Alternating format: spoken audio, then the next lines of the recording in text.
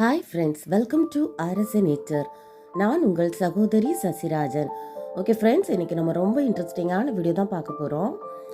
இப்போ பார்த்துட்டு இருக்க செடி பேர் ஈவோபியா மில்லி. இந்த செடி வந்து ரொம்ப அழகான செடின்னு நான் சொல்லுவேன். இப்போ வந்து வீட்டில் வந்து எப்போவுமே பூ இருக்கணும், நிறைய பூக்கள் இருக்கணும் அப்படின்னு நினைக்கிறவங்க தாராளமாக இந்த செடி வாங்கி வளர்க்கலாம். இதில் நிறைய கலர்ஸ் இருக்குது. Lemon yellow, red, white, pink, அந்த மாதிரி நிறைய கலரில் நர்சரியில் கிடைக்குது. அது மட்டும் இல்லை, டபுள் கலரில் கூட கிடைக்குது. ஒரு கலரில் இன்னொரு கலர் ஷேடு வந்து அந்த மாதிரி டாட் டாட்டாக வந்து இந்த மாதிரிலாம் கூட கிடைக்குது. ரொம்ப அழகான செடி இது. பூக்கிறது பார்த்திங்கன்னா கொத்து கொத்தாக தான் பூக்கும். இந்த பூ வந்து பூத்துச்சுன்னா ஒரு மாதம் வரைக்கும் அந்த பூ அப்படியே இருக்குங்க, வாடி விழவே செய்யாது. பாருங்கள் எவ்வளோ ஃப்ரெஷ்ஷாக அழகாக இருக்குன்னு. இந்த பூச்செடி வந்து வளர்க்குறது ரொம்ப ஈஸி.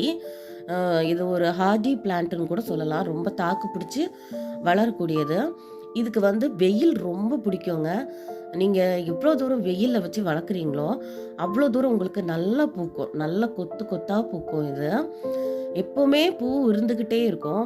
நம்ம மாடி தோட்டத்தில் வந்து பார்க்கும்போது எப்போவுமே பூ இருந்துக்கிட்டே இருந்துச்சுன்னா மனசுக்கே ரொம்ப நல்லா இருக்கும்.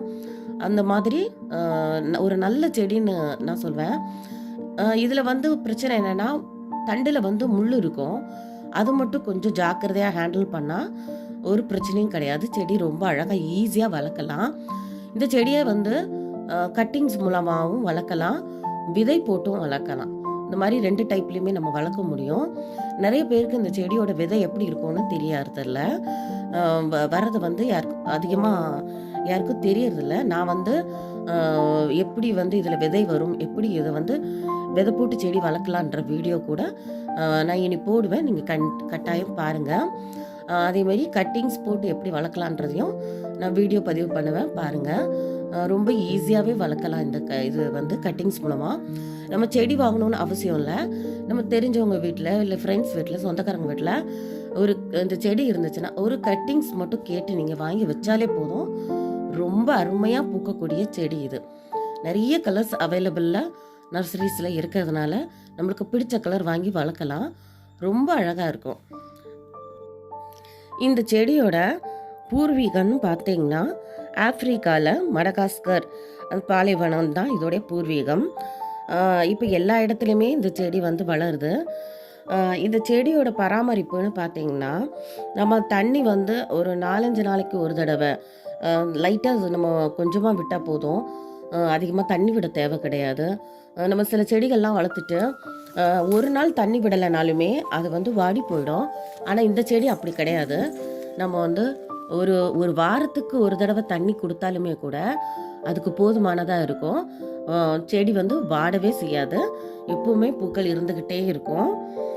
அது மாதிரி இது வந்து நிறைய பேர் திருஷ்டிக்குன்னு கூட வளர்க்குறாங்க, நீங்கள் பார்த்துருப்பீங்க. நம்ம நட்டு வைக்கும் போது மட்டும் கொஞ்சம் முள் ஜாக்கிரதையாக கையில் குத்திடாமல் நம்ம நட்டு வச்சிட்டா போதும். அதுக்கப்புறம் அது எப்போவுமே பூக்கள் இருந்துக்கிட்டே இருக்கும். பூச்சி தொந்தரவு இந்த செடியில் இருக்கிறது இல்லை. அதனால் அந்த பூச்சி தொந்தரவு பிரச்சனை எல்லாம் எதுவும் கிடையாது. இந்த செடிக்கு பொறுத்த வரைக்கும் உரம் அதிகம் தேவையே இல்லைங்க. நம்ம பராமரிப்பு அது மாதிரி எதுவுமே தேவை கிடையாது. நம்ம மண்கலவை பண்ணும்போது கொஞ்சம் காஞ்ச சாணி உரம் இருக்கு இல்லையா, அந்த மாதிரி மிக்ஸ் பண்ணிட்டோன்னா வேப்பம் புண்ணாக்கு உரம் நம்ம மற்ற செடிகளுக்கு கொடுக்குற மாதிரி கொஞ்சம் கொஞ்சம் இதோடைய மண் கலவையில் நம்ம சேர்த்துக்கிட்டோன்னா போதும்.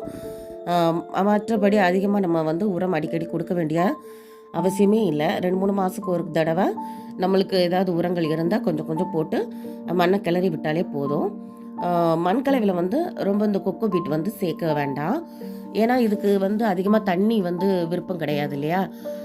வெயில் எவ்வளோ தூரம் வெயில் படுற மாதிரி இடத்துல வைக்க முடியுமோ அவ்வளோ தூரம் வெயில் படுற இடத்துல வச்சிங்கன்னா இந்த செடி செம்மையாக வளரும்.